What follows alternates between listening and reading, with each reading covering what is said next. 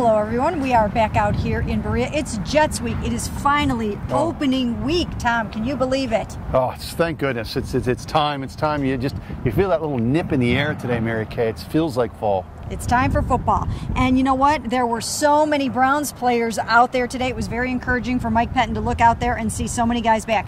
Duke Johnson, Pierre Desir, both cleared from their concussions. They will be ready to go. You saw Dwayne Bowe and Terrell Pryor out there. They'd been running around pretty full go after the hamstrings. You saw Nate Orchard out there. The only one that didn't practice today was Joe Thomas. He got a Veterans Day of rest. And the only guy that might not play in this game so far would be Justin Gilbert. He's still struggling with the hip.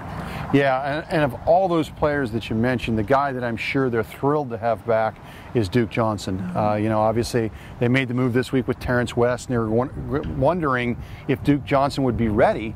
And it sure looks like, and we know how much he means to them. So for him to get back out there, I'm sure they're thrilled. Absolutely. And you know who else is Johnny Manziel. Now, he had a little bit of soreness after he threw on Monday, but he should be ready to go as the #2 quarterback. So that's kind of big news too. Yeah, absolutely. Because again, as we know, you're one snap away in this league.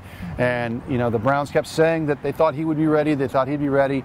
And it now appears that he will be ready. And he had a spring in his step today. He just looked lively and excited to be out there. He looked like he was in a good mood. So just based on what I saw from Johnny Manziel today, I think that elbow must be feeling a lot better than it was. And like you said, Duke Johnson, they, all preseason we've talked about how much they are going to rely on Duke Johnson. And they will have to. They've only got Isaiah Crowell and Duke Johnson that are healthy backs on the roster right now, and maybe they'll bring up Sean Drow.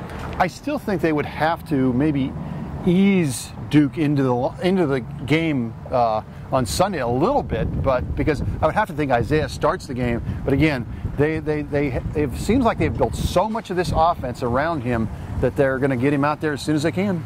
And, of course, Terrell Pryor, we got an opportunity to talk to him today, and no one knows yet if he'll even be active for this game. But if he is, he could do all kinds of different things. Yeah, I tend to think that he will be, but you're right, you never know. Obviously, they were using him in so many different positions the other day.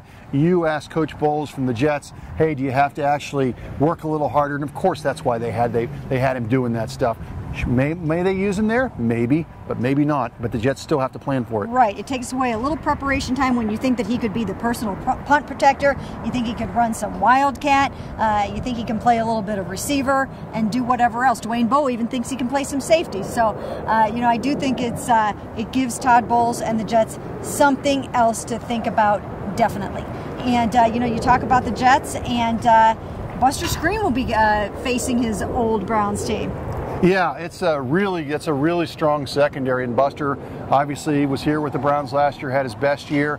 Will now be kind of in his, I would think, in his familiar nickelback role with them. That's a strong secondary with Cromartie and obviously Darrelle Revis. This is going to be a matchup of two of the better secondaries in the NFL. And on a what we can call a disturbing note, and Mike Pettine used that phrase today. The Browns are going through the controversy of offensive line coach Andy Moeller. He's indefinitely suspended.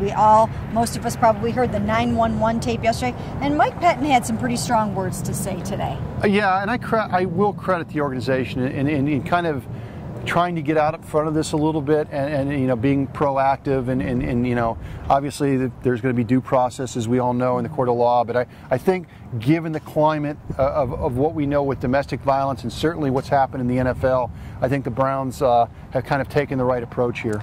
Yeah, and Mike Pettine said today, everything about this incident is troubling, it's disturbing. That leads me to believe that if he is convicted of this assault of a woman, then, I wouldn't believe that he'll be walking back into this building, maybe ever. So, that's something that the Browns are going to have to overcome heading into this opening week, but they seem like they have their heads on straight and they're ready to try to overcome it and focus on the Jets. And we will have the coverage all right here for you on cleveland.com.